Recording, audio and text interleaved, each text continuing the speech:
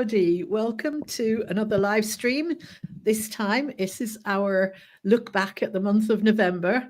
Did anything happen in November? I can't remember. Was there anything interesting? Well, I've got a piece of paper here that you produced, so I'm hoping we're going to work our way through it. But yeah, did anything happen? I think something happened in America. I think didn't it? There was somebody was elected. I think we'll get on to that. Yeah. Anyway, okay. So welcome our usual trio: Marlene, myself, and Lynn. And Hello. We've got the usual selection of clips and musings and witterings. And please feel free to join in the comments. It's always lovely to hear what people have got to say, what you think about some of this stuff. But before we get on to the news, we have a milestone that we just want to brag about, really, don't we? Yes, indeed. Should we just put up the video?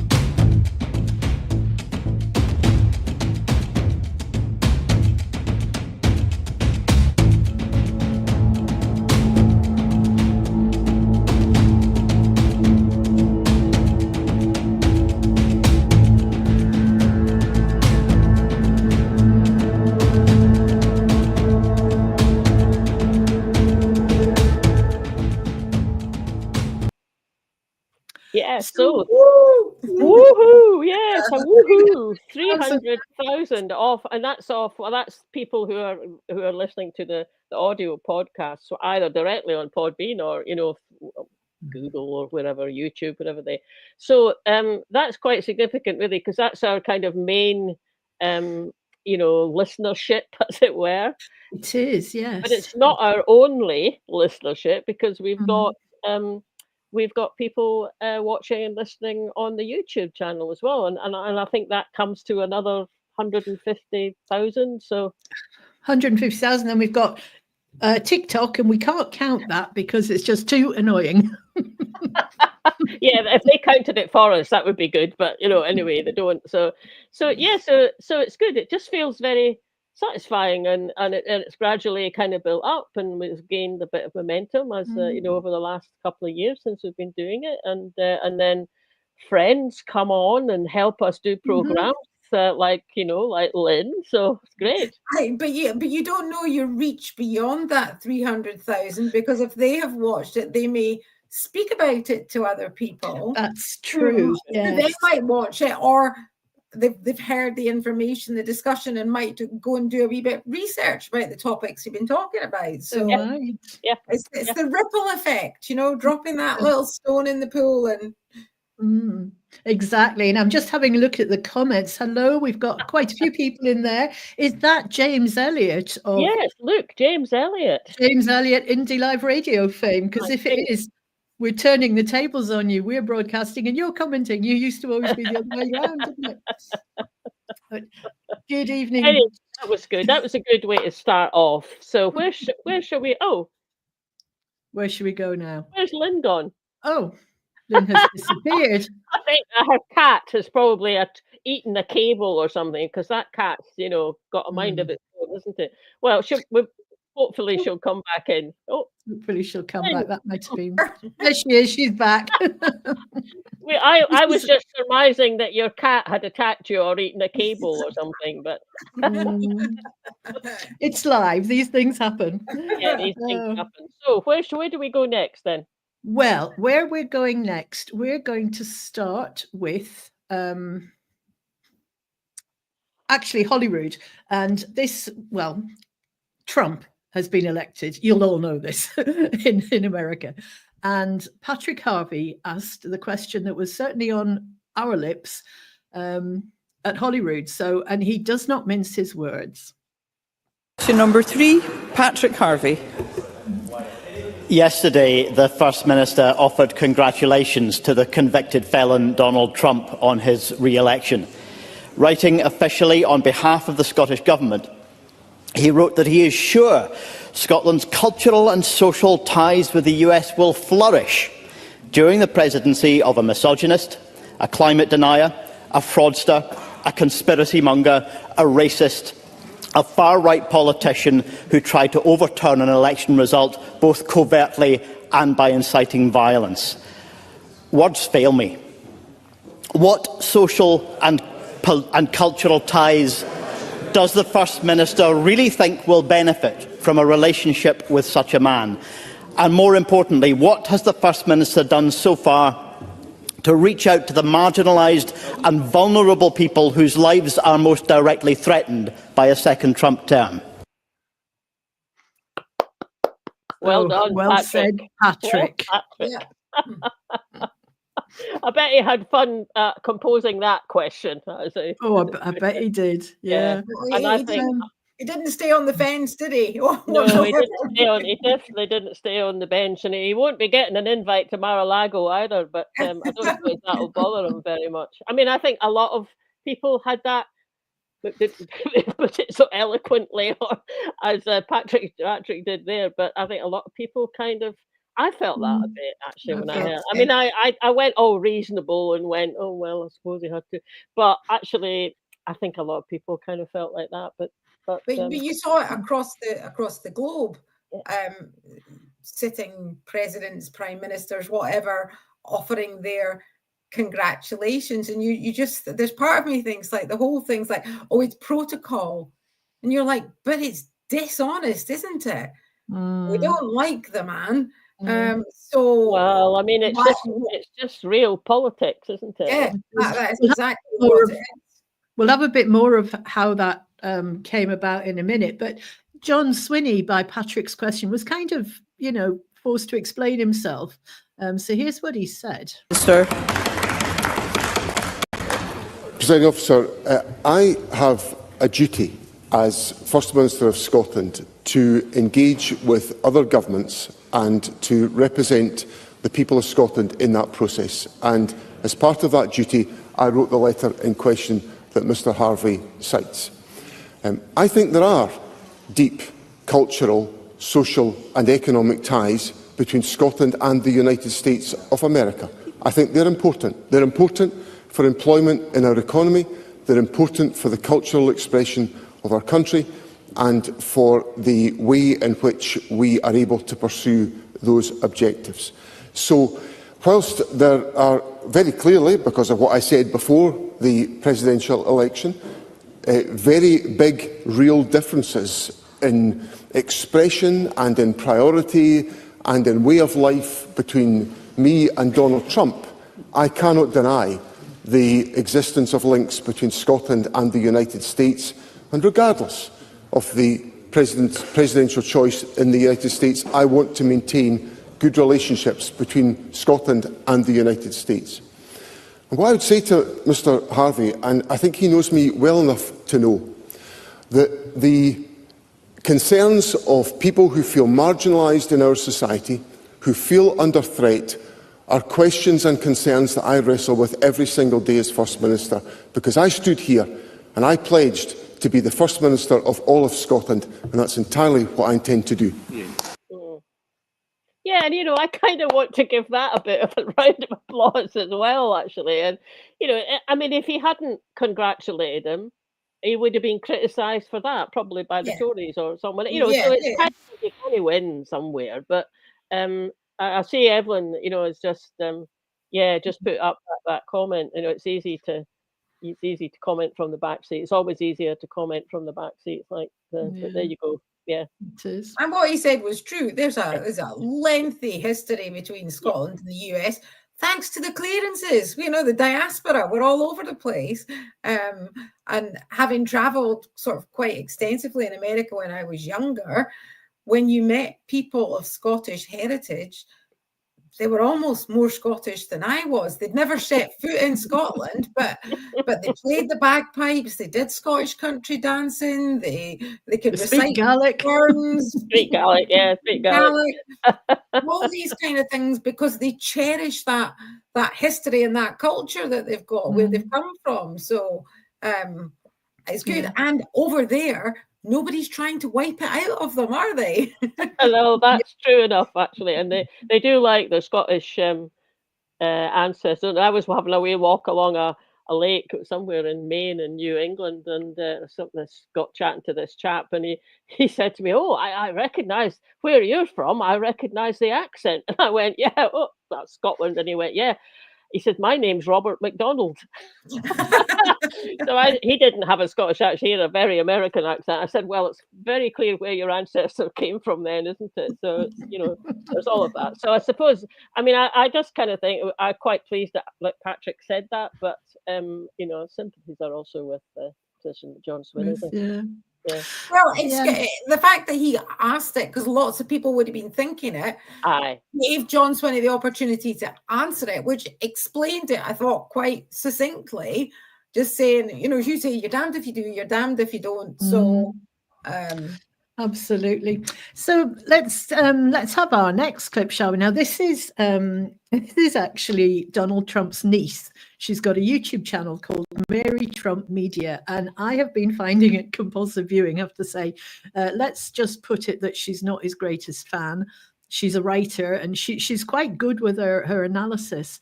So this was just a short clip of Mary explaining that America, or large parts of it, seem to have a case of buyer's regret.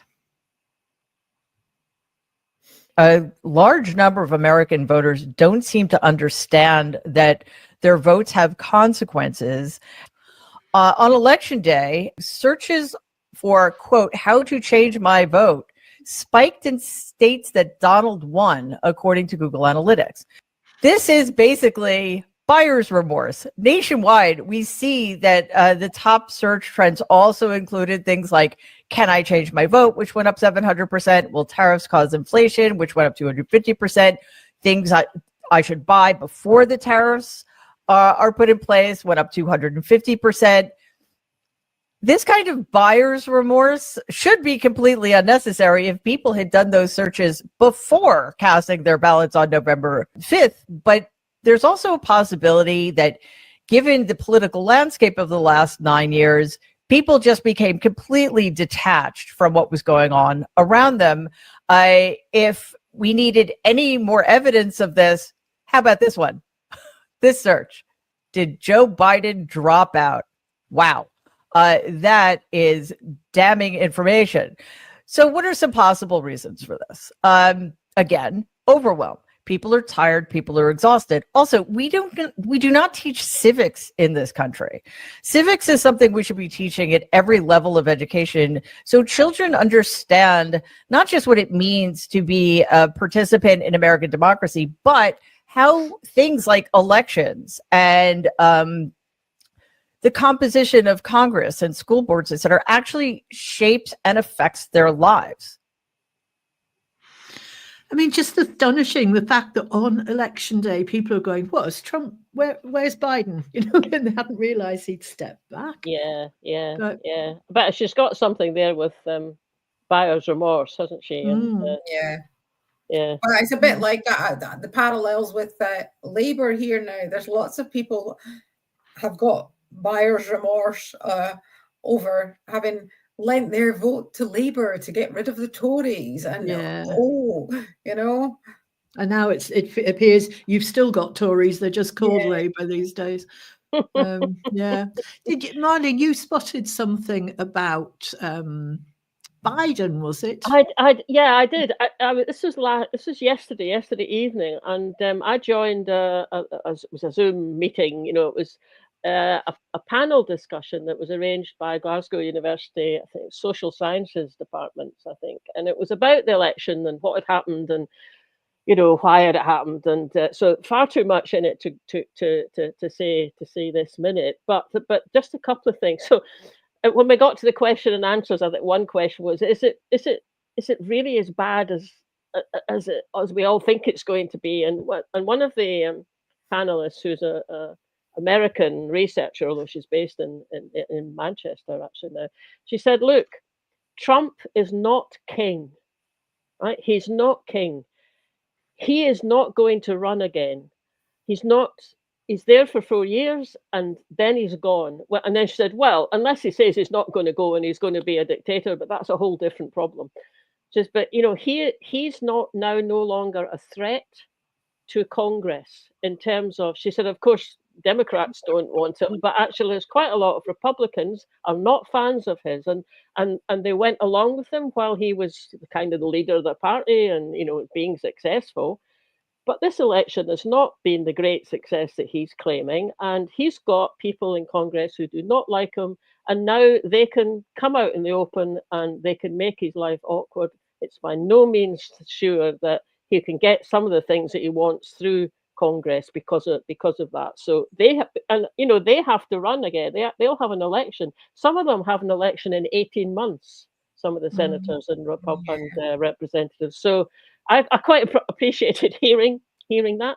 So that was one thing. And just the other one thing to mention that I picked up on was we're talking about what had happened to the Democrat vote, and she said, look, Biden's time has been he's had one of the most successful presidencies in terms of getting through his aims. So the aims that he said he had when he was running for president, he's been really successful at getting them through.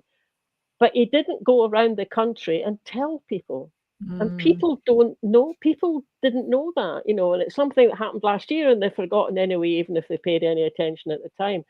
So because he didn't get his message over about what he'd actually done, folk went, oh, well, Biden, he's done nothing.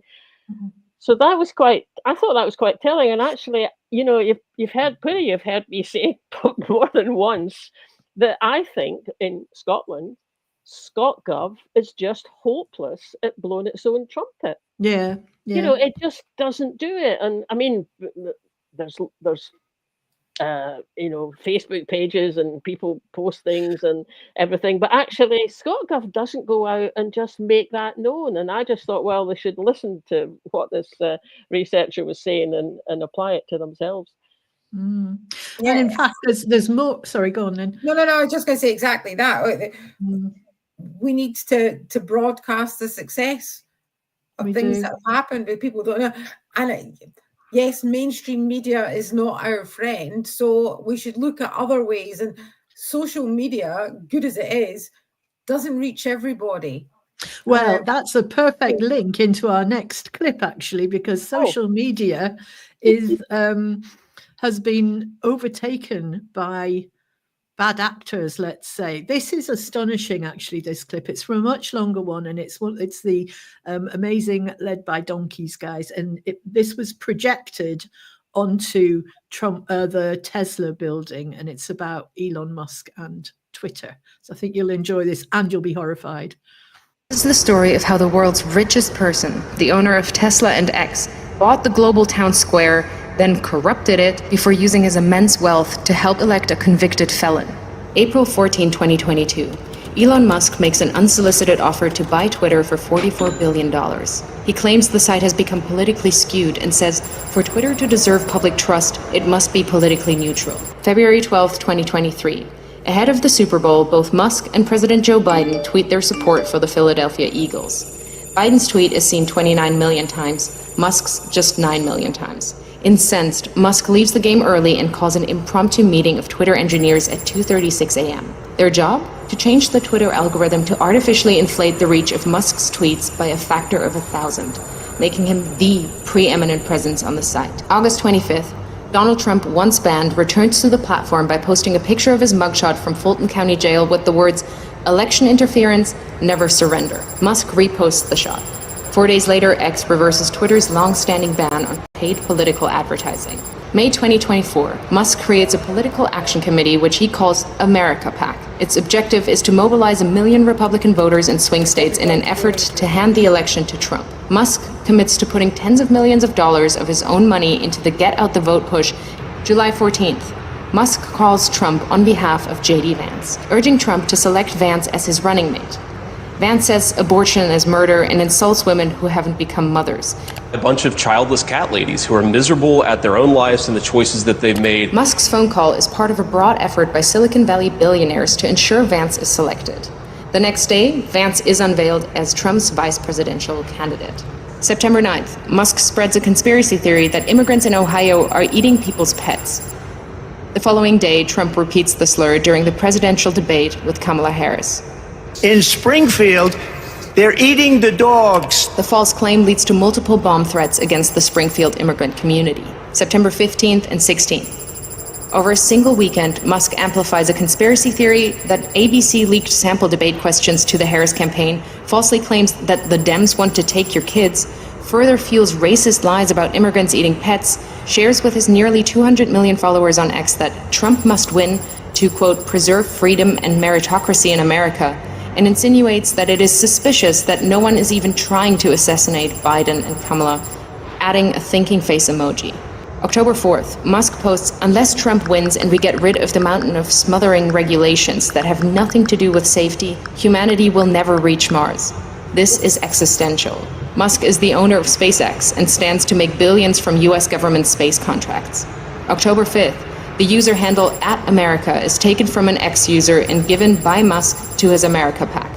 By now, he's moved with his senior team to a war room in a hotel in Pennsylvania to focus full-time on the Trump campaign. He speaks to Trump multiple times a week, is doing a series of pro-Trump town halls across the state, and has recruited lieutenants from his companies to join him. October 15th, legal filings from Musk's Political Action Committee show he has personally donated at least $75 million to the effort to re-elect Trump. October 18th, it's revealed that another Musk-funded group called Future Coalition PAC is targeting Muslim voters in Michigan and Jewish voters in Pennsylvania with diametrically opposed political advertisements about Kamala Harris. Simultaneously, Musk is offering $100 to any Pennsylvania voter who signs his online petition as part of an effort to build a list of likely Trump voters.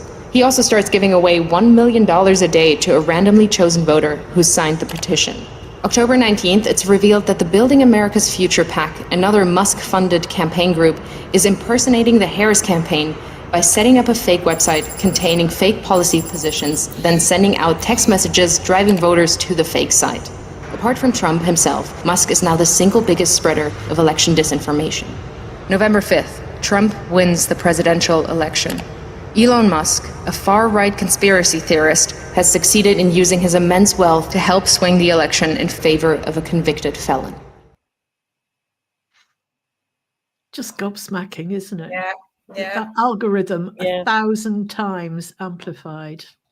And you see the gaslighting going on, say if Trump doesn't win, it will not maintain the meritocracy. I don't think there's any meritocracy happening over there anyway. Billionaireocracy. Yeah, that's it. It's utterly horrific. Don't they have, over here, there's regulations on what you can actually spend in an election. There seems to be no limits over there. 75 million he donated to it. Yeah, absolutely. It's pretty horrifying. It is. And I see Evelyn again relating to that comment we made about the Scottish government. How can they get the message across if MSN don't cover it? That's exactly the problem, isn't it? But it's also social media is what we used to rely on to get the messages out. Yeah, but then when you see Musk, misusing that social media for, well, I didn't even know that in the past Twitter was non-political or didn't allow political advertising, and then he just sweeps that away. It's quite sort of scary, isn't it? And like the other day, there's a presidential election on in Romania, and the chap he's only ahead in the first round. It doesn't mean he's going to win it, but he's quite quite right wing, and all his kind of campaigning is through social media. He doesn't have people on the ground. It's just people who see him on social media. And if that was to go, given that social media can be manipulated by the person who owns it, then you get a little bit depressed about democracy managing to keep its head above water. Mm-hmm. Anyway, we have taken action though, haven't we? Lynn has come off Twitter altogether.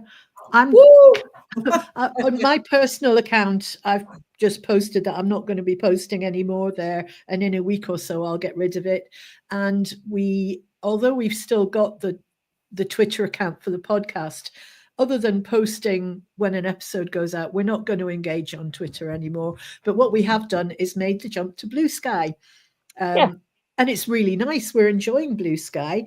It's just, there's no adverts. Everybody's really nice. There's an awful lot of people there that we know who've who we haven't seen tweets from them for ages, probably because of his algorithm. So that's really quite nice. So just if anybody's wondering where to find us and engage with us on social media, we are active on Blue Sky, Mastodon, a little bit on Facebook. That's mainly Marlene's doing, rather than anything that I do. Instagram, Threads, occasionally on TikTok. We're trying to do a bit more of that, and of course YouTube. So you should be able to get us one way or another, but not on X. Not on X. That's true. So look, Fiona, have we got something to take our minds off Elon Musk? Us up, please. We have. Please. Yes, please. Don't despair, everybody. Janey's here. Come on. Right, come on, the whole lot of you. Stephen McClatchy Wilson, right across this road. The rest of you follow me. Come on. Jeanette, Sean, William, come on. Across the road. The whole lot of you get moving. I'm going to climb this tree. Mammy, where are you going? Mammy, where are you? Stephen's going up the tree, Mammy. Where's my mammy going? I'm just going to go up this tree. I love trees. Where's my mammy gone? Stephen, what have I told you? Get off that tree. Come here, you. Get down, what have you been told? Don't you? Get down right now. Get down. Mammy, I'm back. Oh, Jesus Christ, I've not got a minute to myself. You, come here. Mammy, oh, that's my ear, Mammy. Mammy, that's, can I go back? No, you, Mammy, come here. Honest to God, there's motors coming. Where's your dad? See, when I get him, I'm going to put my toe up the crack of his arse as well. Right, come here, the two of you. There's going to be motors coming. They're going to squash you. Right, you, follow me now. But Mammy, what's happening now? Oh, I'm going back for that tree. I think I'll go back up the tree. Yeah, that's it. Oh, Jesus Christ. Suffering. Right, come here, you. Come here. I'm absolutely affronted in public with your behaviour. Oh, that's what my gran used to say. I'm affronted, black affronted. Black affronted. Yeah, my granny used to say that as well. It's so funny that, and yeah, well, of course, that's the other thing, isn't it? Janey Godley having died. Yeah. Yes, rest in peace, Janey. We've got a bit of a tribute to her coming later on. Actually, although I have seen her friend saying, "Listen, Janey's not going to be resting in peace wherever she is. She'll be getting on with things." Haunting Trump, hopefully. And we have the legacy of her back catalogue of all the stuff she's done, you know, the Sandras of the soup pot and everything there. It was there. So all the Sandras and the soup pot and Catherine. I always used to kill myself laughing at just the way she pronounced Catherine, because it was always Catherine. Okay, thank you. That's cheered me up a bit. Yeah, that would feel better. So let's go to Holyrood and have a little look at this is John Swinney in action again, and dealing with a question from Edward Mountain, who you know what he's like. I kind of think Edward Mountain, I quite like him as the chair of the Net Zero Committee, I have to say. I quite like him there. But every now and again, he just does this sort of sulky schoolboy nonsense. And that's kind of what he's doing here. But John deals with him. Mountain. Thank you very much, Presiding Officer. The inquiry stated in paragraph 138 of their report that, based on the evidence from Transport Scotland and the Scottish Government, that since the promise to dual the A9 by 2025, transport projects in central and southern Scotland were prioritised. Given this fact, First Minister, will you be prepared to come up to the Highlands and meet with campaigners and those people on the ground to convince them that your word will hold true this time, whereas the government's word in the past has not? First Minister.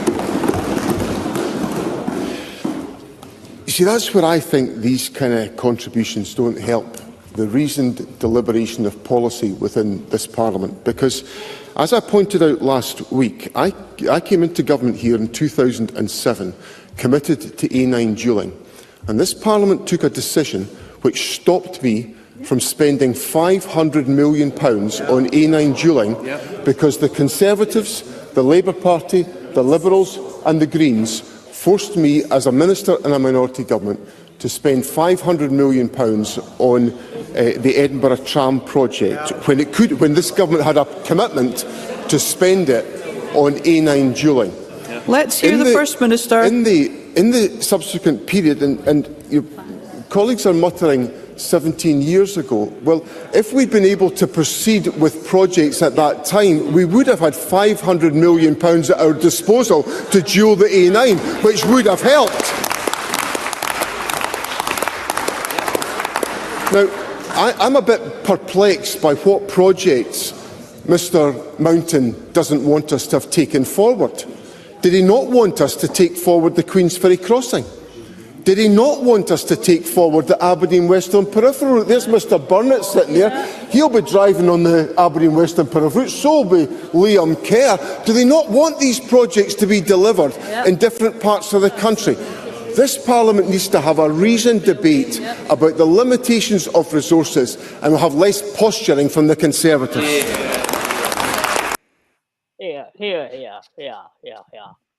I think it's quite good just to remind ourselves that whole A9 thing. I mean, I remember the turnaround with the trams, and it was not SNP didn't want to go ahead with the trams, and they were forced into it.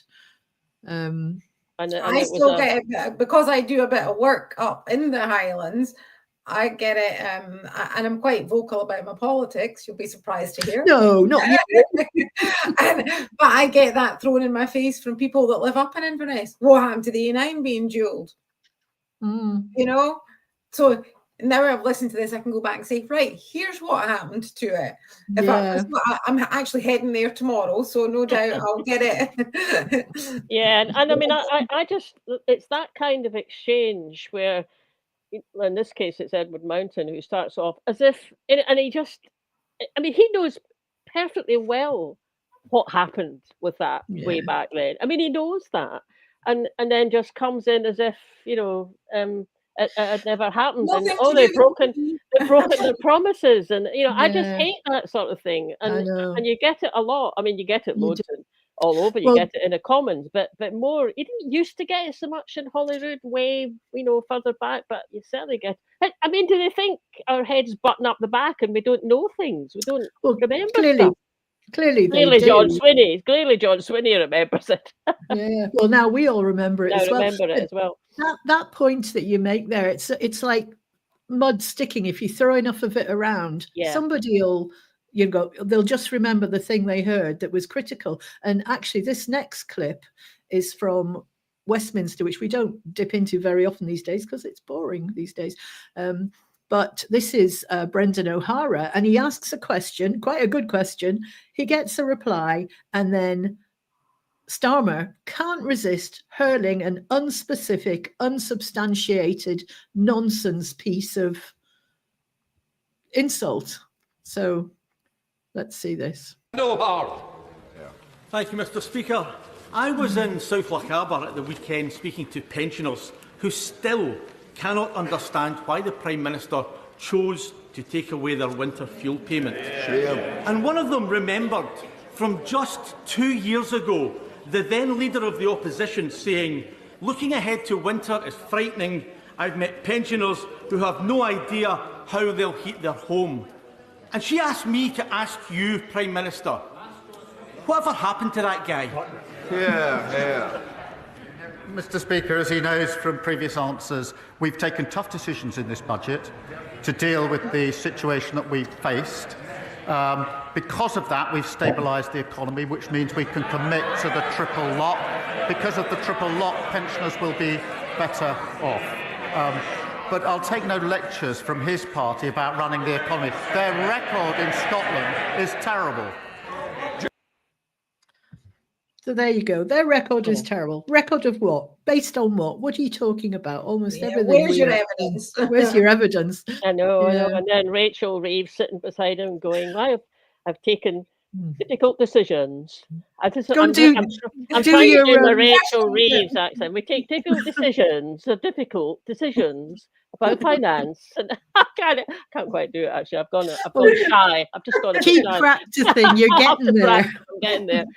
Yeah, but it's the same thing. It's like like you were saying, things stick, don't they? But, It's not necessarily correct, but it sticks. And in a situation like the Common, well, Starmer knows fine. He gets the last word, and he can. No one's going to even be allowed actually to interrupt. Mind you, to some extent that happens in Holyrood. In Holyrood, I don't think you get that kind of, smart thing that isn't based on anything. But Nicola Sturgeon used to be really good at First Minister's question. Now, she knows like 2 questions from, the Tories. She knows she's got the last word on the second one, and she just lets fly with it. So it's kind of par for the course. But it shouldn't be just something like that. They've got a terrible record. There's nothing to substantiate. But if you hear that, and especially if you don't live in Scotland, if you hear that over and over again, that becomes the accepted truth, and you don't question it because that's what you hear. So it's but now you've got the situation where Labour in Scotland are saying the Scottish government, the SNP, have to reverse the non-payment of the winter fuel allowance, so that and you're like, well, it was due to be devolved in September and replaced with the Scottish government equivalent, but in July UK Labour announced that it would be abolished for everyone except those on pension credit. They didn't consult the Scottish government. They notified them shortly before making the announcement, so there's no way to argue that the Scottish government chose to cut the allowance. It had no involvement in that decision, and then you've got Labour MPs in Westminster who voted to cut that allowance. Yeah, but do you not think that's what they're trying to do? Because I seem to recall, was it Stephen Flynn back in the day, or the SNP at Westminster, who forced Labour to vote against something, and then we all criticised them for voting against it. I can't remember what it was now. It was when we still had the Tories. And it's almost as if these guys, well, not almost as it is, these guys are trying to do the same thing. They're trying to force the SNP in Holyrood to vote against reinstating the winter fuel payment, and that's them making them the bad guys when we know the actual bad guys is Westminster. So I can kind of see his fiendish plot here, but he does look like just an idiot a lot of the time for lots of reasons. That wasn't the words you used about him the other night. I know, but I didn't have people in the comments who'd pick me up about it today. Yes, we've got some good comments. Just these have been sort of coming in as we're talking. It's kind of hard to keep track of them sometimes. But going back to the A9, this is a good point from James. It's not the road that's the killer, it's the people that drive on it. Well, there is some truth in that, isn't there? Well, it's true anywhere, isn't it? But I suppose the A9. I mean, it is true actually. I actually really enjoy driving up the A9, and that's because I'm going on my holidays, and I don't drive fast anyway. But if you live up in Inverness, or you've got a business, or you're taking trucks up, I mean, they do need it to be dual actually. Yeah, it's the one main road up there. Otherwise, you either have to way around by Aberdeen. So it's fair enough, really.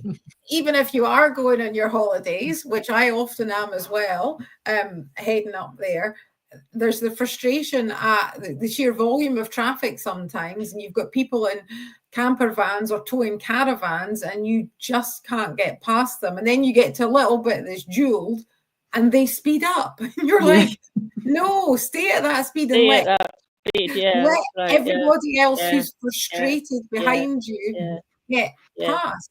You know? Okay, so we need something else. Now we need something to take our mind off the A9, Fiona. So okay, I have got something that will take your mind off the A9, and it's we're moving away from Westminster and Holyrood. Marlene and I were at the Revive Coalition conference in Perth, and there's going to be at least one, if not two, shows that we'll do about it, because it was a fantastic conference, really inspirational stuff. That's a coalition of people who want to reform grouse moors, and the debate's going very much into land reform and that kind of thing, which we're very much in favour of. But they are launching a consultation. It's going to run for about a year, called the Big Scottish Land Question. So this is something we can all take part in and put out whatever views we've got on what should happen in terms of land reform. Here's the opportunity to do so. So this is Max Wisniewski from the Revive Coalition officially launching the Big Land Question. The Big Land Question that we're launching is a facilitation. We're trying to facilitate a national conversation about land reform and about the Scotland that you want to live in. So just to introduce the Scottish Big Land Question is once again going to be David Hayman. Hi, my name is David Hayman, and ever since I made a documentary about the battle for Scotland's countryside, I've been passionate about the way Scotland's land is used and sometimes abused. Land ownership inequality restricts opportunities for our people, and Scotland is one of the most nature-depleted countries in the world. That's why when the Revive Coalition asked me to front the Big Land Question, I was more than up for it. Now, the Big Land Question is a Scotland-wide project which we hope will inform the next Scottish Parliament after the elections in 2026. The Big Land Question will be asked through opinion polls, expert roundtables, focus groups, citizens panels, and this opportunity for you to have your say. So thank you so much for that, David. So David will be introducing questions and you'll be able to answer, and at the end of that process, after answering questions about land taxes, housing, wildlife and environmental protection, you can also put in your vision and your ideas too. So I would encourage anyone here to look on revive.scot, and it's the first thing that will pop up on the website, and you can answer the Big Land Question. We talk about 433 people owning half of Scotland's private land. There's more people in this room than the amount of people that own half of Scotland's private land. And more than that, there's more people in this room, I believe, that answered the Scottish Government's last consultation on land reform. So if everyone here can get together and respond, we're already got a really good start. So please do fill it in. Thank you so much. And I now consider the Big Land Question launched. Thank you. So we now consider it publicised. Publicised, yes. Well, I went on to the website and worked my way through it's a really good setup. David Hayman kind of asks the question, and then you get choices, and you kind of put in what you think. It's not hard to do. It took me about 15 minutes, I think, but it was good. So please, anyone watching or listening to this, go onto the website and just do it, because as he said there, I mean, it is about it's yet another kind of national conversation that we could be having and should be having with ourselves. Yeah, and a lot of it's within the devolved responsibility as well. This is something we've got control over, an awful lot of it. So we should be able to do a bit more than we have. Yeah, so well, I mean, I think that's an interesting. Sorry to interrupt there, but I think that's an interesting point to pick up, because it is within the Scottish Government's possibility to do something out. They just need to be a bit bolder, But we can help that by going in and making our views known. But I just wish they'd just be a bit bolder, pick up on something over the next year or so, and at least make a start on it, because they could. They don't. No one can come in and say. Well, I was going to say Westminster can't come in and say, no, you're not getting to do that. But actually, they probably could. But anyway, let's go ahead and do it. Yeah, make a start. So we're going to, the rest of this, the clips we've got, and is all about trying to fill that gap and talking up Scotland that Professor John Robertson does so well, is compulsive viewing for us. But also there's a lot of good stuff going on. And here's something that Lynn found, which is a project called Restoration Forth. And it's delightful. It's about seagrass and oysters. So we'll play that now. Story of Restoration Forth, a project which brings together communities and organisations to make waves for a brighter future. Scotland is home to some of the most incredible wildlife and habitats in the world. But nature's in trouble, with 1 in 9 Scottish species at risk of extinction. Since 2022, communities and organisations have been working together to restore wildlife and habitats by trialling seagrass restoration and reintroducing European flat oysters to the Firth of Forth.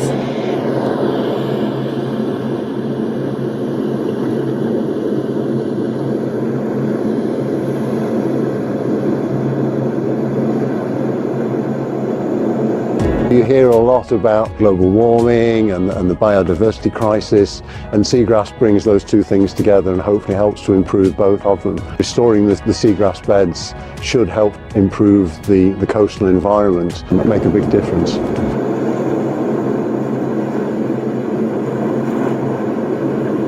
We've learned a lot, but restoration doesn't come without its challenges. What the project has discovered has been incredibly helpful and will support future restoration projects. Seagrass works in harmony with oysters, and together they provide refuge to many animals, protect coastlines, and remove pollutants from the water, making it safer for us all. What they do is really important for the ecosystem, and I think one day that people are going to look at the Firth of Forth and they're going to be like, wow, it looks so good and so clear, and they're going to be like, this is why what we do matters.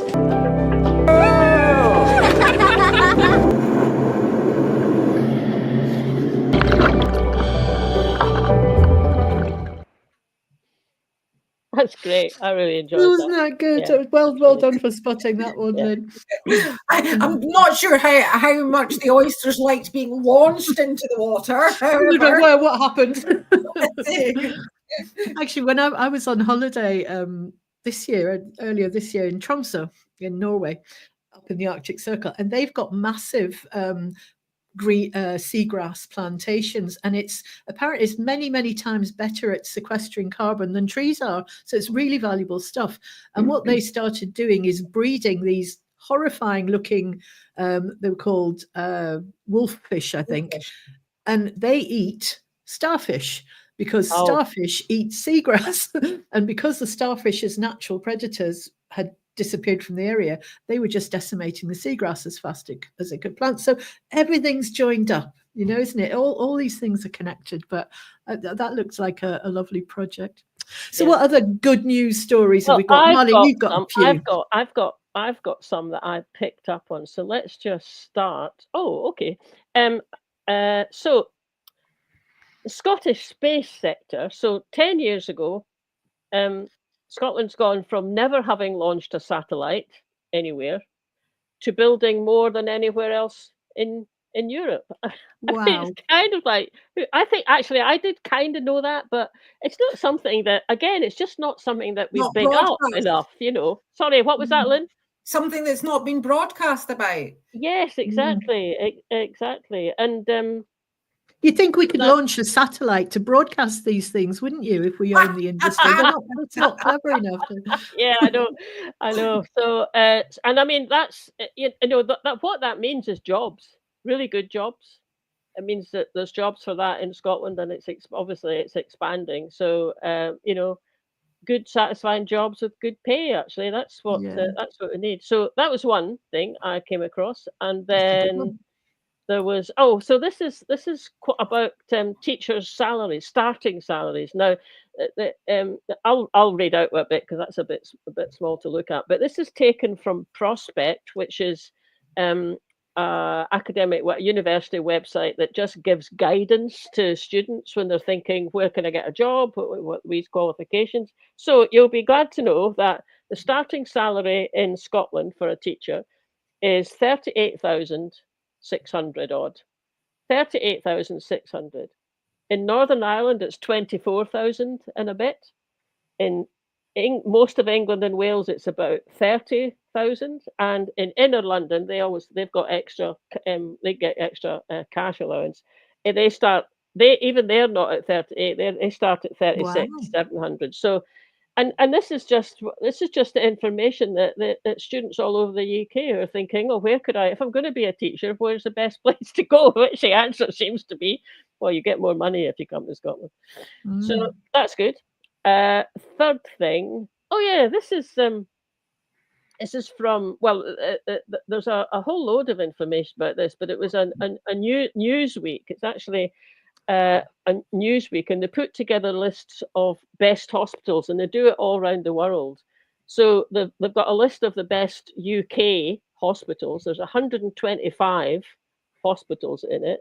So the Glasgow Royal Infirmary comes in at number 18 out of 125. Edinburgh Royal Infirmary is number 25 out of 125, and the QE, the Queen Elizabeth, over the other side of the Clyde from me, is number 49 out of 125. So just doing really well, and you just don't see it, especially about Queen Elizabeth. Anything on BBC Scotland about the Queen Elizabeth Hospital is always awful. So good to know that that's happening. And then just the last one I picked up was about it's more about health spending per person in Scotland. This coming year, Scottish Government will be spending about 3% more per person than Westminster will be spending for the people down in England. So again, it's just stuff that you don't come across, and these are all from a website and a Facebook page called We Are the Indie Media. So it's just that's a good one to follow. It's a good one to follow and just keep an eye on. I think it's just one chap who runs it and makes these images that I've put up. So yeah, if you come across that, give him a follow. I think he's got loads of information there. It's really good. So that all kind of cheered me up a bit. And what's really good about these, Marlene, is that it's got links there. Yes, so exactly. If you share that, anyone can say, there's your evidence for that. Yes. We can go look at the link. Yes, exactly. And I mean that one. I mean that's where I got the information about the background to the ones about the hospital, because I followed the link. And that one about spending, that's from the Institute for Fiscal Studies, which is not in any way an independence-leaning kind of, think tank. It's, probably the opposite, but they are respected, and that information's from them. So, yes. Yeah. So, and that's at least 3 good sources. I mean, we've drawn from Professor John Robertson, Talking Up Scotland. His is always referenced as well with the source. Yeah. That one, what was it called again? Indie Media. We are Indie Media. We are the Indie Media. Yeah. And of course, Believe in Scotland's website is all referenced, and the little books and everything they produce. So the information is there. It's just getting it out. So, I guess we've all just all we can do is try our best to get it out to as many people as we can. I mean, that's especially people that are not convinced. Yeah. Well, indeed, yeah.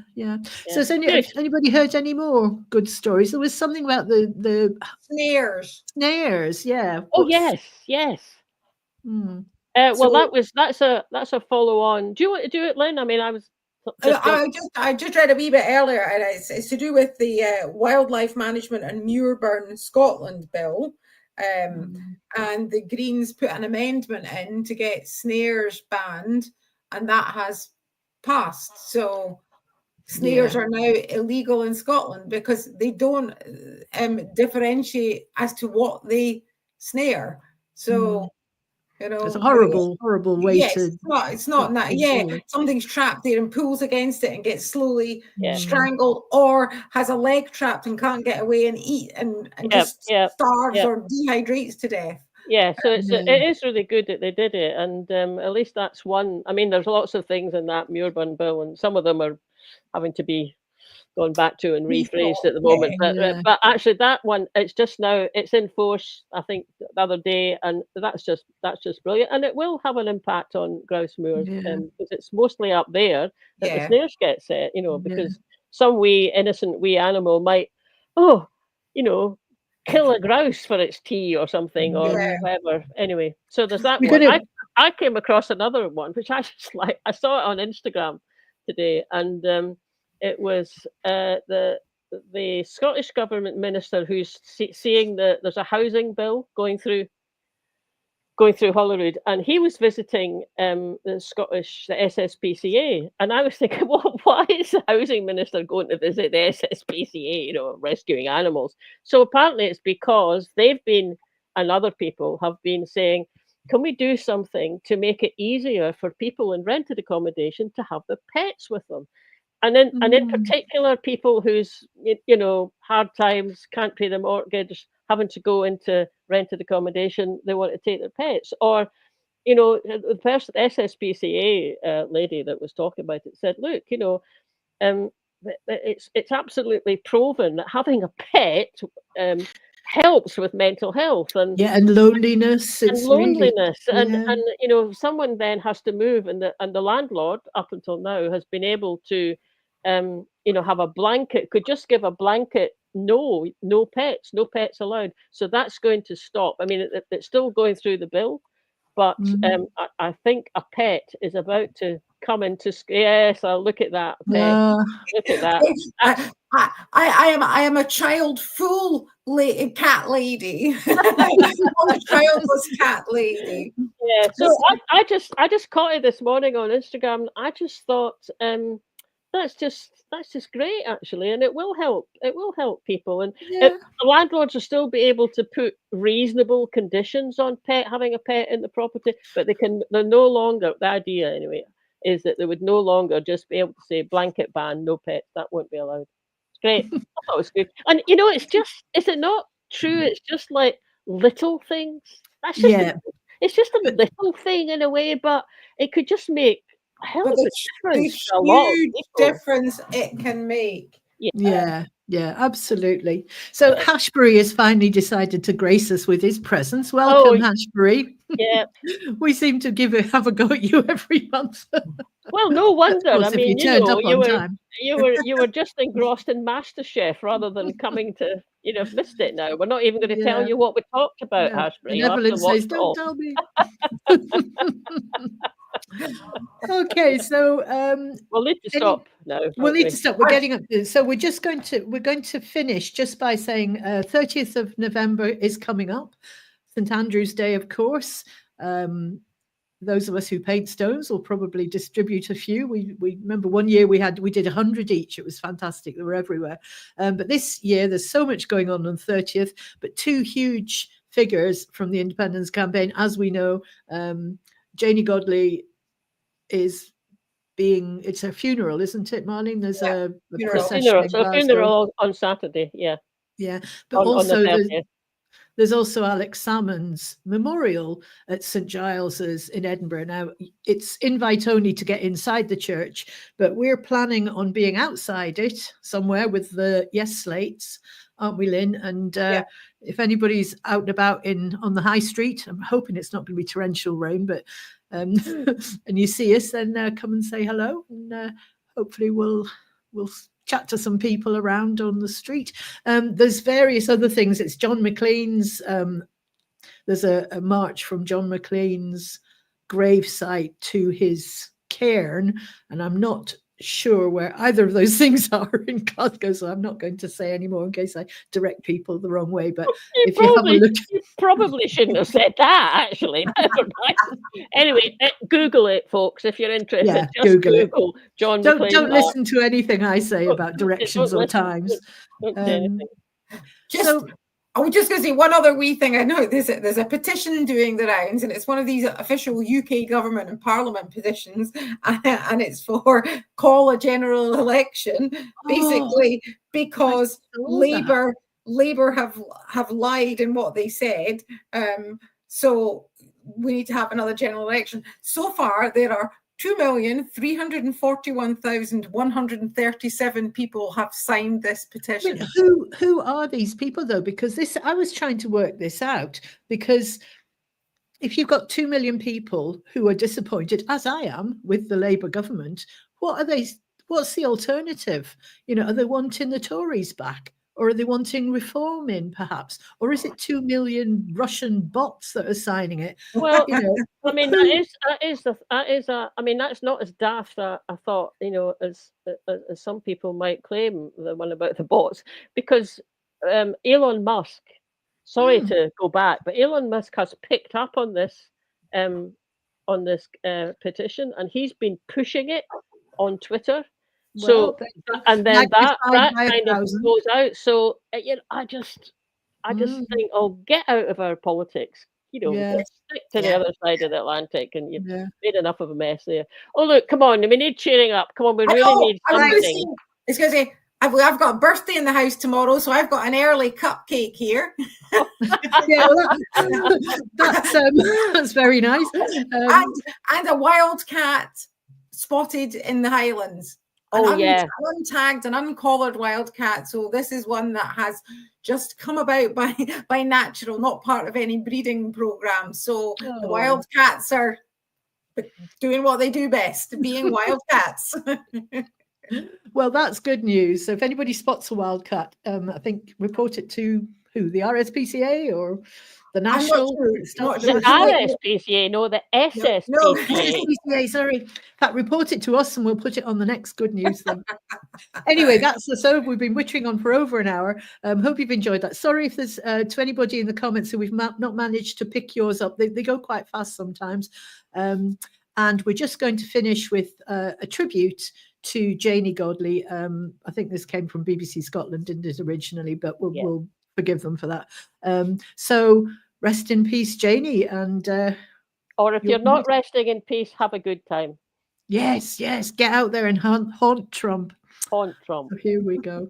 Anyway, thanks for listening, everybody. We'll play this out and then we'll finish. So we'll be back again next month with another live. Oh well, actually we probably won't, will we?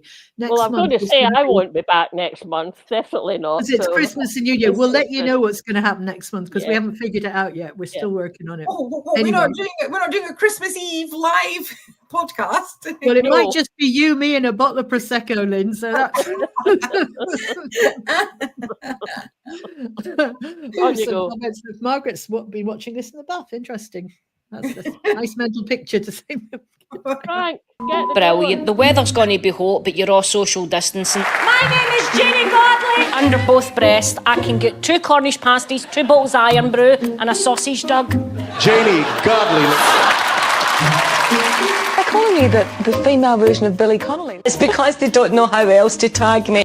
Born Janey Godley Curry in Glasgow in 1963, both parents were addicted to alcohol, and the family was chaotic and poor. Sometimes out in the street, I would kneel down and scoop puddle water because I was thirsty but too scared to go home.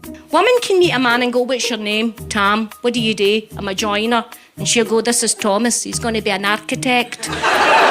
While she made waves locally, her fame was limited to Scotland until she protested President Donald Trump. The protesters demonstrated in Glasgow, Scotland's largest city, against Mr. Trump's visit to the UK. I love the people of Scotland. How much we hate him. Tell everybody how much we hate Donald Trump. Donald Trump hates not being liked. If what I do didn't affect him, why does he keep sending the cops after us? Right, I'm heading home. I've had enough. Where's my clicky pen? Peter killing me. Frank, get the door! The COVID experience for all of us was really, really difficult. There were days when probably the only thing that made us smile, let alone laugh, was Janey Godley. So you helped a lot of people through, Janey. Bless you. Her Not Dead Yet tour saw her play some of the biggest venues of her career. See if my ma was in the hospital and the nurse went, "I'm sorry, but your daughter's gluten, she can't eat bread." My ma be like, "Just let her die, it's off the inconvenient." The winner of the Billy Connolly Award, believe it or not, is Janey Godley. I have won an award for the man that I have loved as a child, and this is the hugest honour that I could have. It is devastating news to know that I'm facing the end of life, but we all come to an end sometime. Thank you very much. You've been awesome, Jenny.